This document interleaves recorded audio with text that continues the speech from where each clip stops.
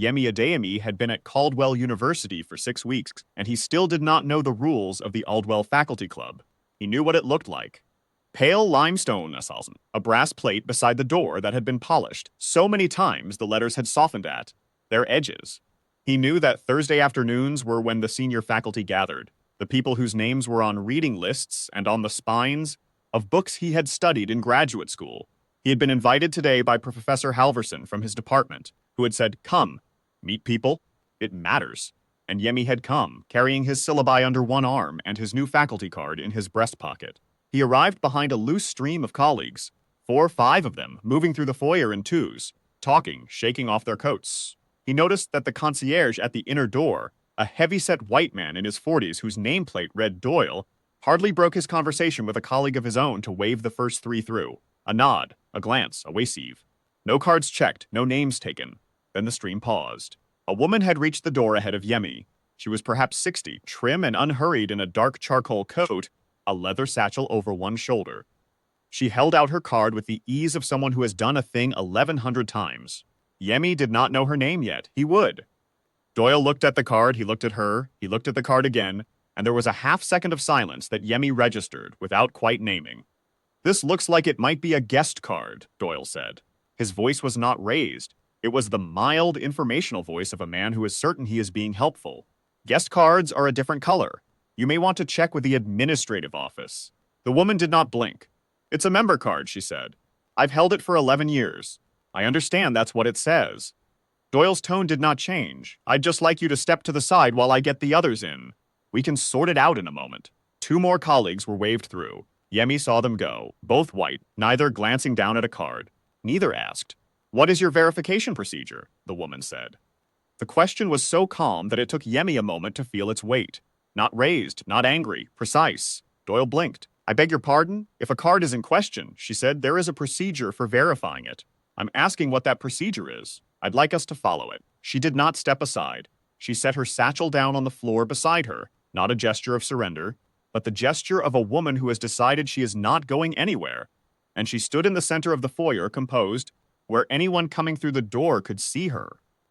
That was when Yemi understood that he was watching something, and that the question in front of him was whether he would watch it from inside or from where he stood. He stood where he stood. The first person to stop was Dr. Lena Osi, the head librarian, who arrived behind Yemi and took in the foyer in one glance.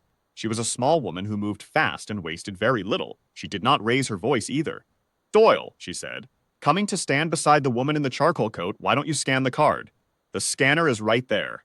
"Ma'am, this is a membership question, and I'm just asking." "Scan it," Dr. Osi said, pleasantly, in the tone of someone who will say it again if necessary.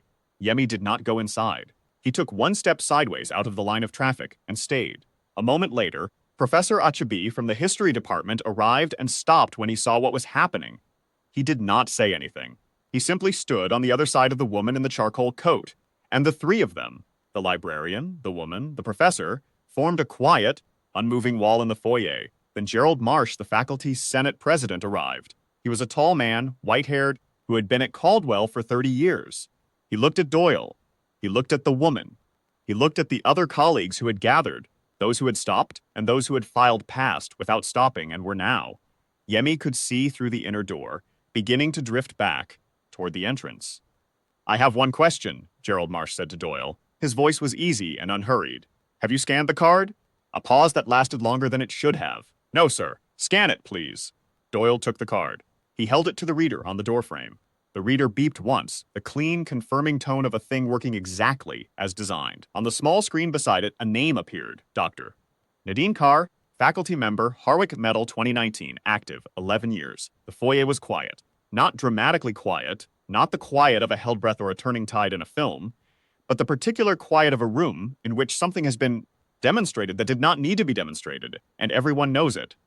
Dr. Carr picked up her satchel. She did not say anything to Doyle. She said, "Thank you, Gerald," to Gerald Marsh, and she walked through the door. The others followed. Yemi followed. He did not speak to her that afternoon. He did not trust himself to say anything that was worth the saying. He sat at the edge of a table near the windows and watched her move through the room, at ease, unhurried, deep in conversation about a symposium on 20th century African poetry, and he thought about the 11 years and about the waved hand that had been so easy, 3 times over before the hand was not extended at all. He stayed an hour and learned almost nothing about networking. He thought about the scanner beeping and about how long it had taken to use it. By 5 o'clock, the Aldwell Faculty Club director had reached Doyle by phone. The conversation was brief. Doyle was suspended pending a formal review of the incident. The director drafted a written apology to Dr. Carr personally, addressed to her office at the Department of Literature, and signed it himself. By the end of the week, a new admissions protocol had been distributed to the club's door staff. Scan first, without exception, before any question is asked or any redirect is made. It was called a Scan First admissions policy.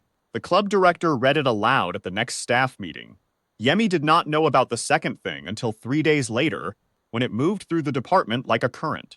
The Carre Family Foundation, endowed in memory of Dr. Carre's mother, the educator Constance Carr, who had spent 40 years teaching in the city's public schools before her death in 2009, had been funding the club's annual literary lecture series for 7 years.